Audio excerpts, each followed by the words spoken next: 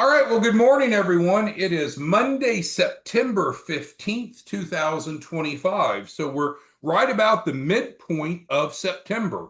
I love when we have specific milestones, the first of the month, the end of the month, or even today, the halfway point. Many of you that join us on the daily Zooms are distribution partners. So you're either running a branch office or a reseller. And this is a great point in time to reflect, how are things going for you this month? Are you out there educating? Are you changing people's lives? Are you earning an adult income? If so, keep doing it. Maybe double down and let's have an explosively profitable month of September. Alternatively, if you're a distribution partner and you look at where you're at as of the midpoint, it might be time to do something different if what you're doing is not working. I can't encourage enough, and I'll flip the page for a moment on the screen. If you don't have your landing page, I think you're missing out. The landing page provides the entry point into your sales funnel. It provides an easy way for you to drive your prospects in. That way, they receive the drip marketing, they automatically receive your e-contract, which we develop for you. And frankly, if you drive people into your landing page, you'll probably wake up most mornings and have some executed contracts in your inbox for people ready to pay you. So, for any of you that are not using the landing page, I encourage you to reconsider.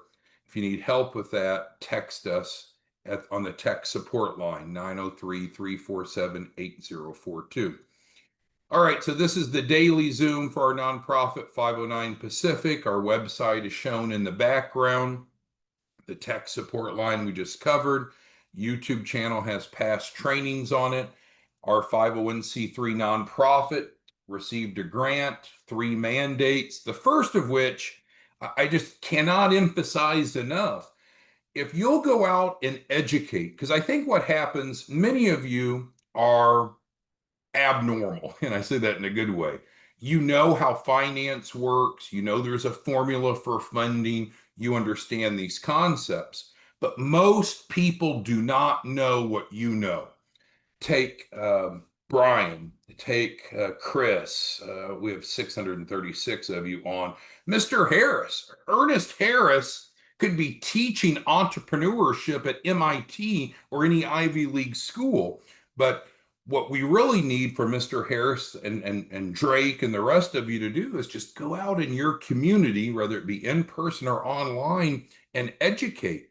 You have the solution, you have the knowledge and the solution to the problem that most of these people have. They want money, they need money, but they don't know how to get it legally and ethically. So I don't know what else to do to try to plead, to beg, to prod you. If you'll just go educate, you'll never have to worry about finding prospects. You'll never have to worry about earning a great income. But if you're not out creating awareness and educating, you're missing one of the key mandates that we have. Now, again, if you're using the landing page, it makes it real simple because you can educate in little nuggets or in a broader fashion. You drive them into your landing page. With the landing page, as I mentioned, there's the drip marketing. So we'll continue to help you educate them. We have a series, I think it's 10 texts that go over a week's time. So we're both encouraging them to get started so you're able to get paid and they get the results they want. But also there's drip marketing based around education there. So if you're not taking advantage of the landing page, if you're not out there helping educate, I think you're really missing a crucial element. The second mandate we have is providing free shelf corps. And I run into this daily, like, well, why do I need a shelf corp? Well, do you currently have a fundable business? And often people, they don't even know what that means, of course. So that's where we have to educate them. But frankly, it's easier for us, it's faster for us, it's better for the client for us just to give them a free shelf corp to do the capital raise off of. And on 509pacific.org, that's where the center part information is. There's a training so they understand how it works. There's a training comparing ABL and SBA. But the bottom line is right here is the packet. Now, if we click on this, it'll pop open the packet. Just so you know, we're going to build in your landing page this same packet, but it'll be branded to you. And within your landing page, it will have the flyer with your information on it.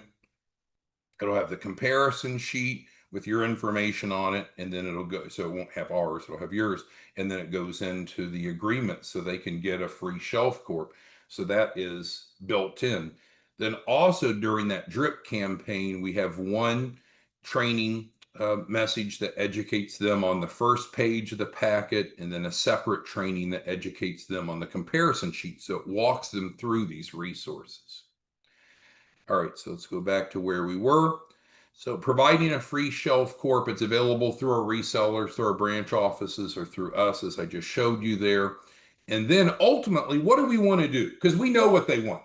Most people don't give a shit about education, and most of them don't care about shelf corps. What they want are the results. They want the funding. Well, we can't just skip to that step. That's too good to be true. But the end result is we can combine the improved financial literacy and the increased positioning for access to capital to monetize that. So they have money to start and grow. A lot of people get caught up on this. So our contractual guarantee, our minimum is 100,000 of a capital raise to each participant. That's not a maximum, that's a minimum. On average, 1 to 3 million is our normal range. Some, of course, if that's the average, some go for more, some go for less. But the 100,000 is the contractual minimum. Any questions on our 3 mandates? You can type that into the Q&A. It's like a chat box of Zoom. Okay. So if you have any comments, just type it in there. So our agenda today, we want to make sure everyone's familiar with the resources that's on 509 Pacific. So we're not really talking about the resources here. This would be your landing page, and we've had separate trainings on it. If you don't have your landing page, again, text us on the support line. But what I'm talking about here is on 509 Pacific, making sure you know there's the quick cash here, there's a description, we're training, the ability to participate, information about the free shelf corp here with the ability to participate. And then if you're interested in being a distribution partner, there's no cost now, no cost ever to be a reseller.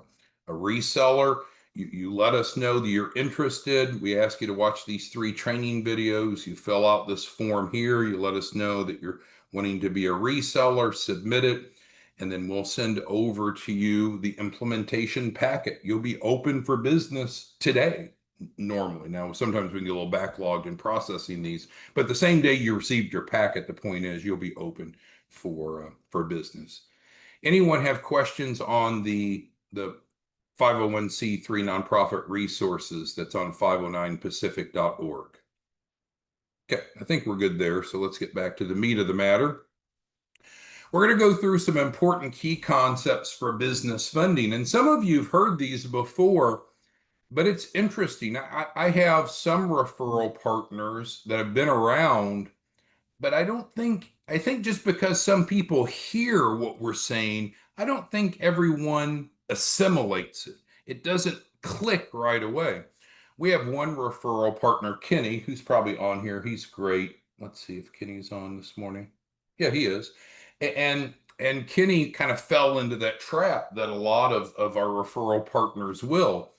He's heard the training, but he hasn't always assimilated. So he and I were bantering back and forth with text over the weekend, and he had some client prospects.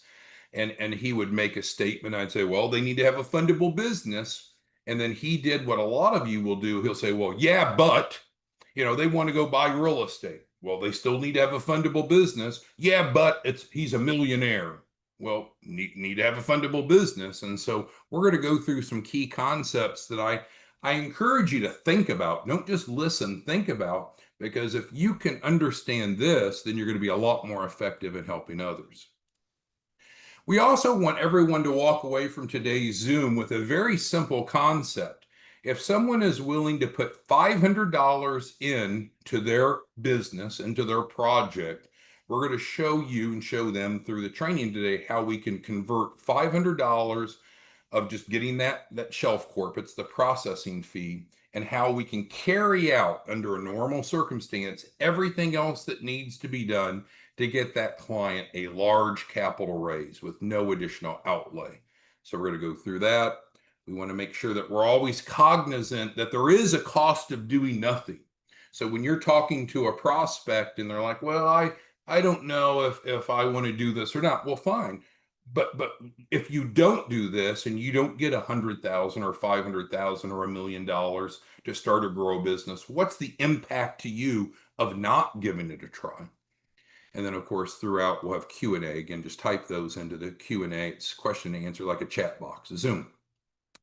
Key concepts. So again, my challenge today is don't just listen, but think and try to assimilate these principles, because it's crucial that you grasp it, and then as we're out helping others to help them grasp these concepts. Not rocket science, but crucially important. This one here, I feel like I could just bang my head on the desk. It states you need to have a fundable business if you want business funding. So let's reverse that. If you want business funding, you need to have a fundable business. So we have to avoid, as Kenny kind of fell into over the weekend, yeah, but. Well, no, there is no exception. You have to have a fundable business if you want business funding. Yeah, but. No, there is no but. That is an overwhelming, consistently accurate statement. Now, what it means in application, we're going to dig into, but so many people will come to you and they'll expect to get business funding even though their business isn't fundable. That's unrealistic. So let's continue and go a layer deeper. So what does that mean? Oh, I need a fundable business. What the fuck does that mean? Well, it depends. And people hate it depends. We live in a society where people think everything should be simple. There should be a yes or no simple answer. When it comes to business finance, the answer often is it depends. Why? Because there's lots of different lenders. We had a training a week or two ago where we went through 1,300 different lenders that we have access to. 1,300, 100 times 13, a lot. Each of them have their own rules. They have their own underwriting. There's not simple answers of what it takes to be fundable until we decide which lender, which loan program we're going to go after, because they have their own underwriting criteria. But our process addresses that, of course. In general, if we're looking to have a fundable business, we at least need to be cognizant that there's a concept called the 3 C's. And if you're out educating, teaching this concept here needs to be one of the most basic elements that you address consistently. So the 3 C's reflects credit, collateral, capacity. Those are 3 elements of underwriting. Do all lenders require all 3 C's? Nope. Some only require 2. There are some niche lenders that only require 1. But you know what? We have to have at least one of the 3 C's, at least one of the 3 C's, or we're not going to get business funding. Therefore, if we follow this logic trail, we need to have a fundable business. What that means varies by the lender and the loan program. There are some basic elements to follow. So a big part of what we do, you and I do as technical advisors, is helping the client find the right type of funding based upon their wants, their needs, and their mitigating circumstances. So with that being said, we help clients get approved. And some of you will skip that step. And we're not the lenders. We don't loan any money. The world doesn't need another lender. Again, we've gone through over 1,000 different lenders that are happy to loan money to qualified clients. So the world doesn't need another lender. What you and I do is frankly more important. It's helping people legally and ethically qualify. That's what we do. And we guarantee that it'll work. We just need them to participate. Now, with all that being said, rather than try to have a training over 1,300 different lenders, that would take a while, wouldn't it? We can aggregate into 2 different stratifications or 2 different groupings. So within that, we'll look at the SBA type of funding and then ABL. And we're going to compare and contrast SBA and ABL for the next few minutes. Now, most people have not heard of ABL, and it kind of makes sense because most people don't qualify for it. They don't have enough assets, which falls under collateral. So most small business owners have really never heard of this or thought of this, but you and I have an ace in the hole that can address that. So thus, most of them are thinking about SBA loans. But let's objectively look at a comparison on some key differences of SBA and ABL. So we've already stated, and I think we agree, you have to have a fundable business. That means we have to meet the underwriting criteria, and that differs. So from an SBA perspective, it's important to understand that there's really two rounds of underwriting.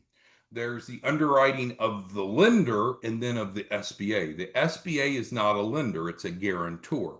Now, in general, for an SBA loan, we need to have all three C's. Is that a problem? No, we can help any client qualify for an SBA loan.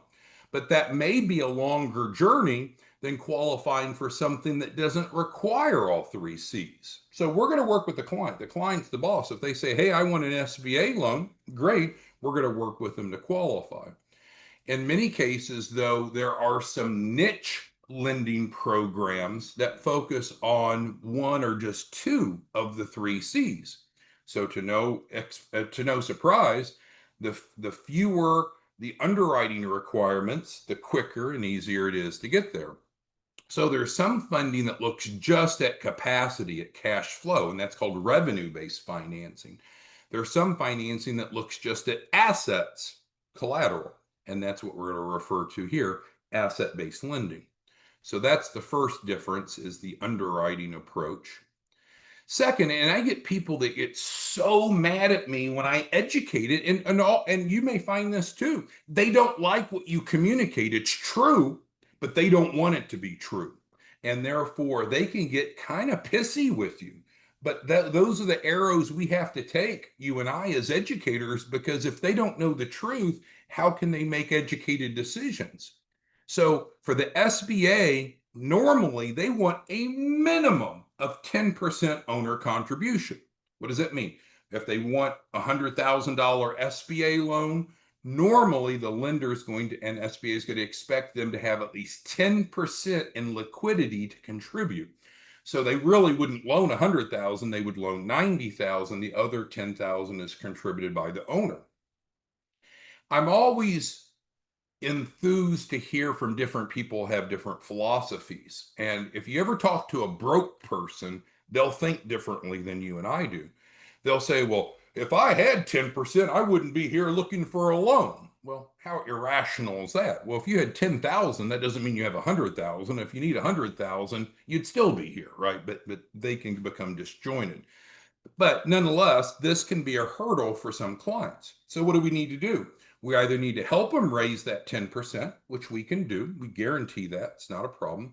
Or we can pivot away from it and go to a type of funding that doesn't require. And frankly, about 90% of our clients want to do the latter. Latter meaning the last in order, the second of the two. As far as how the money can be used, SBA is fairly broad, but there are some restrictions. In contrast, revenue-based financing and asset-based lending typically has no restrictions on funds. So it's more flexible. Not saying it's better or worse, just we're looking objectively at some differences. And I see Christopher bringing up a point, and I think, well, I agree, and I hope you all will too. I think our role as technical advisors is to educate based upon facts, not emotions, not feelings. And so it's up to the client or prospective client how they interpret, assimilate, and take action on the data. But we need to tell them the truth. Thank you for that, Christopher. So loan sizes, very big psychological difference when it comes to SBA and ABL. And again, it may be good to you, it may be bad, but it's just the truth. SBA, we can start with some very small loans. Like Ryan came in this morning. Let's see if he's on the training. Scroll down to ours. No, he's not. But Ryan is looking right now for $25,000. That's all he wants right now. Fine, fine. Well, SBA would be a good fit because in general, SBA will cap out at around 5 million. And frankly, the smaller, the easier it is to get in general. That's so different. It's apples and oranges to ABL. ABL was never designed for little capital raises. And in fact, two of our biggest players in this market, Bank of America and Chase, they won't go below 5 million, but there are some that'll go down to 2 million, even some that'll go down to 1 million. So ABL, it's kind of simply stated bigger the better, just because of the nature of how the lenders perceive it. SBA, I don't want to say smaller the better, although it says it on the screen, but it's certainly easier. So big difference there. Now, some of you have ran into clients that said, well, they want to do ABL, but they don't need $1 million. What do we do? Well, we could always set it up as a line of credit. With a line of credit, they can pull from it and just use what they want and just pay back what they've used, and they wouldn't have to use a full million, just so you know. All right, moving on. Payback assistance, another really big differentiator between the two. So with SBA loans, there are no payback assistance. So when people are coming to you and asking for free money, usually they don't understand because there's not many instances in life where there's free money. And the SBA, if the client borrows the money, guess what? There's going to be repayment terms. The ABL, there is also repayment terms, but due to the grant, we have a way that we can actually cover the client's loan payments for the first 2 to 3 years. And that's based upon the asset transfer. So most clients have not heard of asset-based lending because they don't have enough assets. Most small businesses wouldn't qualify on their own. But what you and I can do is literally transfer the collateral, the assets, truthfully, legally, ethically, bill of sale, everything's documented. So we can transfer to them the assets for a penny on the dollar, remarkably affordable, so then they can qualify for ABLs. So those assets come in the form of accounts receivables. Those are a type of current assets according to the accounting rules. So then we can liquidate that AR, in other words, turn it into cash. And the design of the program is to liquidate that faster than the payments are due. Therefore, we're actually subsidizing or covering the client's loan payments, which is huge. All right, so that covers some of the key differences between SBA and ABL. Anyone have any questions on that? Tram is asking if there's a UCC filing on the business if they do an ABL loan. So a UCC filing isn't something negative. It doesn't mean that the client did something wrong, but what it does is it gives an element of protection to the lender, whereby if the borrower doesn't repay the business loan, then the lender has first right of refusal to the assets of the business to potentially liquidate to recover their losses. And that's going to be common, yes, Tram, on most types of larger business funding. It's called collateralized. Even lines of credit, I think in general about $50,000 is normally about the largest line of credit in general that we can get without it being collateralized. But certainly for SBA loans and ABL, the lenders are going to want to protect themselves and have a lien against the business. People hear a lien, they think negative. Well, no, as long when you buy a house, you get a mortgage. There's a lien against your house, right? If you went and sold your house, you'd have to pay off that mortgage or they wouldn't transfer title. Same with a car. Have you ever bought a car and you financed it? There's a lien against your car. It's just the way that finance works to protect lenders. All right, so in terms of how to convert 499 into a large capital raise quickly. So it's pretty simple. Follow along. If this doesn't make sense, let me know. So we first need to get the client into a free shelf corp for the reasons we stated. If you're a reseller, you're a branch office, they can get it from you. If they're orphaned, in other words, not associated with a branch office or reseller, they can come to 509 Pacific and get their free shelf corp here. Now, the Shelf Corp is free because of the grant, but there is a processing fee. You can say, well, how much is the processing fee? It depends upon the reseller or branch office that they're working with. At that point, we need about 7 days to get the Shelf Corp deliverables over to them. So about a week. At that same time, we're going to be moving into the funding phase, and usually we'll have them funding offers on day 7 or day 8. That's the norm. Now, we had a training last week where we talked about BA, and BA, I believe, is on our training again today. He was on, yeah, he's on. And so BA is a real person, a real client. He's on the training today. He was last week when we featured him too. And BA's his initials, by the way. And BA actually ended up with over $850,000 of funding offers for what we call the first tranche. Now, I'm not here to say that everyone's going to get as much as BA, but most people get multiple offers. Everyone gets at least one. So that's the second of the 3 phases. So what happens by design is when we get the client their first tranche, now they have seed capital, they have working capital. It's not the end goal because there's still some work we need to do in the business to qualify for the larger business funding, but it is designed to get them some working capital.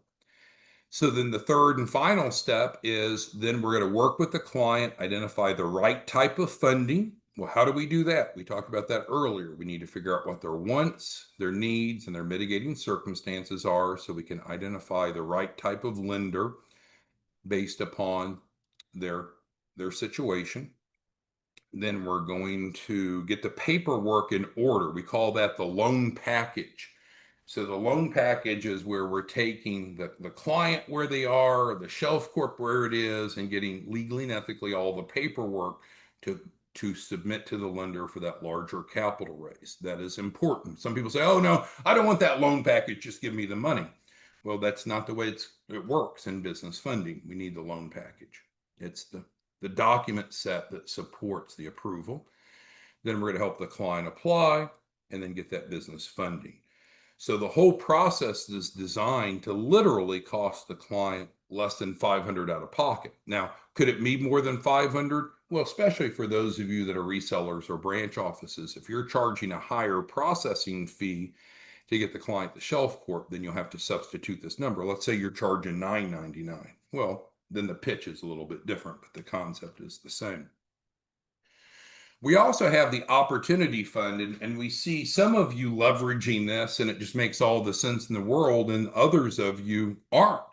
The Opportunity Fund, it's not a loan, it's not a debt, it doesn't have to be repaid, but it's literally designed to put daily deposits into the client's bank account. So that is very useful. All right. Cost of doing nothing. I guess the concept is simple enough. It's just if you're a reseller or a branch office and you're educating someone about how we can solve their problem, of course, you can use the comparison grid, which is part of the packet that we put together with your landing page, or you can have it independently and just do it on your own. But the bottom line is we need to educate the client on how we can solve their problem. The point here is asking the client, well, what's the cost of you not getting funding? How does it impact you? Is it a lost deal? Is it a missed opportunity to acquire a business, buy real estate, grow your business? There's often a cost of doing nothing, and I suspect it's a hell of a lot more than $500. So as you start, not psychological games, but just help them position it objectively, why in the world, if they could get these deliverables with guaranteed funding for $500, why would they not do it? I don't think many will not do it then. All right, so with all that being said, let's open it up for any remaining questions, comments, concerns. Again, if you need individualized assistance, we recommend texting 903-347-8042. If you're looking at becoming a reseller, doesn't cost you a penny, come over to 509 Pacific, and that's here in this bottom section. So look at this page as having 3 sections. Section 1, quick cash, not what we're talking about today. Section 2, getting the Shelf Corp and funding. That is what we talked about today. And then now we're talking about Section 3, if you want to get paid to teach and help others. So you come over here, we ask you watch the 3 training videos. You can register for the daily live Zooms, which we're recording at this moment. Fill out this, check the appropriate box, and then we can get you the packet. Didn't cost you anything to be a reseller. I see Corinthians asking, do you have to be a reseller to be a client or vice versa? No, we're not MLM. We're not network marketing. Some people are just distribution partners. Some people are just clients. Some people just do quick cash, or you can combine any of those. Any questions, comments, concerns? I know we're running a little bit long. Chris is asking about the trainings this week. So, of course, we had training today, which we're on right now. We'll have training Tuesday. We'll be traveling Wednesday, so no Zoom on Wednesday. Then we'll be back, I believe, on Thursday, Friday. So Wednesday's the only day that we won't have training this week. All right. Well, thanks, everyone. I guess you know our story, what we do, how we do it. We'd love to assist you, rather your goal being getting funding for yourself and or to get paid to help others. Thanks, everyone. See you back tomorrow morning. Bye-bye.